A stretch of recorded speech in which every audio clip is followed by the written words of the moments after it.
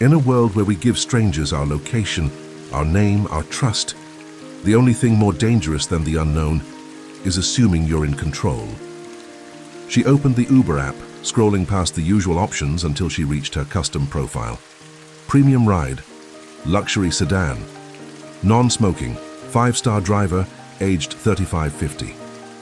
Formal wear preferred. She even left a note. Driver, must be polite. No music unless asked. She tapped confirm. Seconds later, her phone buzzed. Your driver, Marcus, has arrived. Black Mercedes S-Class, plate 6NT-Z231. Miss Blake, he said, stepping out. His voice was smooth, touched with the kind of politeness money can't buy, only imitate. He was tall, lean, with a crisp black suit tailored to his frame. A silver Omega Seamaster hugged his wrist. His gloves were leather, boots polished, and his cologne subtle, spicy, expensive. Cassandra scanned him instinctively, neatly trimmed beard, piercing hazel eyes, not a wrinkle out of place. Impressive. Finally, a driver who met the standard. Cassandra, yes, thank you. He opened the door, offering his umbrella over her. Buckle up, Miss Blake, I'll get you there safely. Cassandra relaxed. I appreciate punctuality and presentation. Most drivers don't. Try. Marcus, smiling through the mirror. Your request was detailed. I aim to exceed expectations. They slipped into the flow of city traffic, surrounded by red brake lights and the wail of distant sirens. The ride was smooth. Polite small talk. He complimented her dress, her scent, appropriately, not suggestively. Marcus, Elie Saab? Stunning choice. Rare to see true taste. Cassandra, smirking. You know your designers? Marcus, with a light chuckle. You could say, I study details. But then the car veered right, away from the main boulevard, away from the crowds, no signal light, no warning. Cassandra, slightly tense. This isn't the usual route. Marcus, calm. Just avoiding the jam on 3rd. Waze recommends a shortcut. Trust me, saves 10 minutes.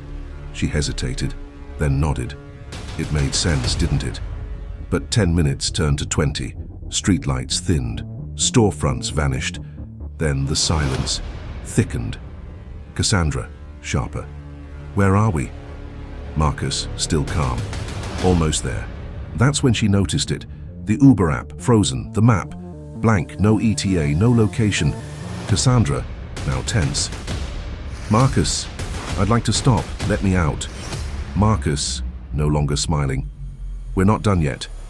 Music swells, low, throbbing bass. Windshield wipers seem slower.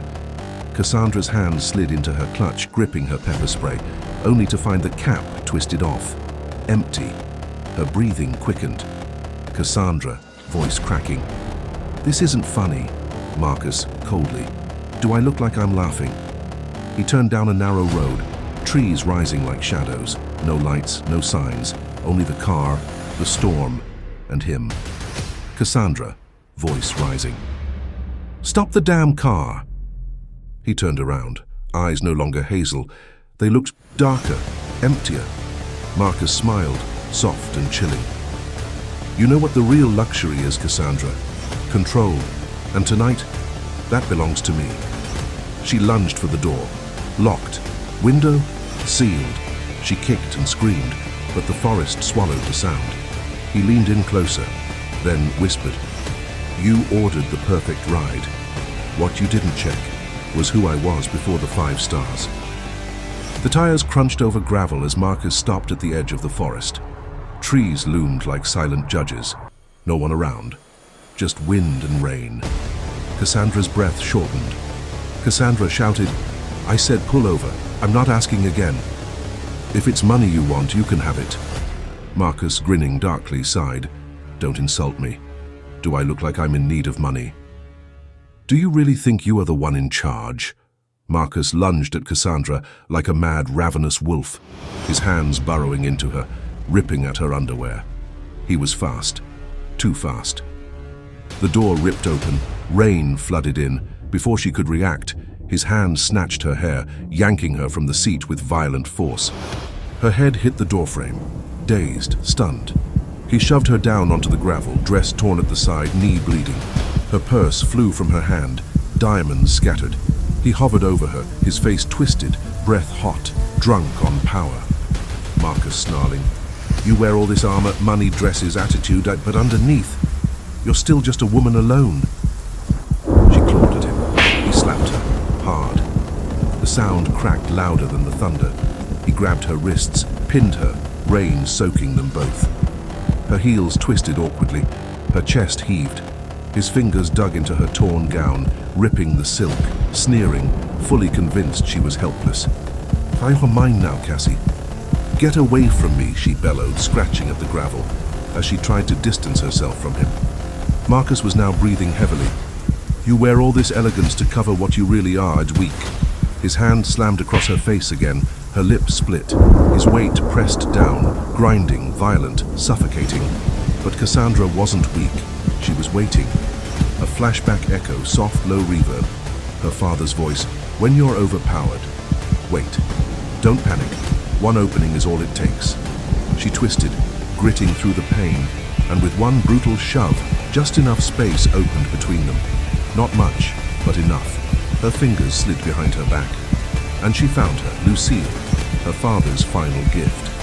A custom .22 caliber, engraved with golden lilies on its polished pearl grip, designed for a woman's smaller hand, modified by old-world gunsmiths in Prague. The barrel extended internally, chamber reinforced, small, silent, lethal. It kicked like a .50 caliber, a beautiful lie in the palm of her hand. The sound was close, almost muffled. 3 gunshots. The first struck his sternum, the second a jugular, the third his liver. Lethal, precise. He fell like a wet rope, gasping, choking. Blood spilled across the gravel. He looked at her with something new. Not anger, not even fear. Confusion. Cassandra sighed, quiet, calm, alive. "You should have known who I was. Before the silk, before the heels, before the smile." She rose, limping, trembling, rain cascading down her face, makeup ruined, dress torn, shoes muddied, but alive and Lucille, still in her hand, still warm, still beautiful. He had the power. He had the upper hand. But she had the moment, and she never missed. It's not always about how it begins. Sometimes it's about who survives in the end.